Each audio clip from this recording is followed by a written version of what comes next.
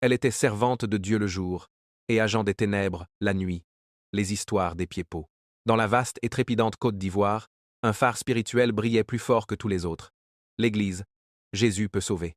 Fondée par le pasteur Camille, un homme dont l'humilité n'avait d'égal que sa crainte de Dieu, cette église n'était pas un simple bâtiment de pierre et de briques. C'était un refuge, un hôpital pour les âmes brisées. La réputation du lieu avait dépassé toutes les régions du pays. On disait que nul ne franchissait ce seuil pour en ressortir indemne. Si vous entriez le cœur lourd de tristesse, vous repartiez inondé de joie. Si la confusion brouillait votre esprit, la clarté divine vous était rendue.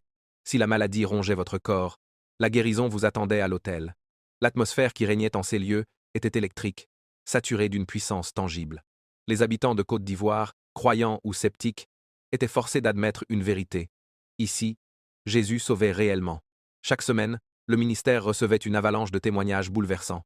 Des toxicomanes, dont les veines portaient les cicatrices de l'addiction, étaient instantanément délivrés. Des familles déchirées par la haine retrouvaient une unité miraculeuse. On racontait l'histoire d'une femme, tourmentée par des voix suicidaires, qui avait vu ses ténèbres percées par une lumière éblouissante dès ses premiers pas dans le sanctuaire. Le culte n'était pas un spectacle. Lorsque la chorale entonnait les premiers cantiques, les larmes coulaient souvent, avant même que la prédication ne commence. Le pasteur Camille, loin des artifices et du désir d'impressionner, prêchait une parole vivante. Ses sermons, concis mais tranchants comme une épée à double tranchant,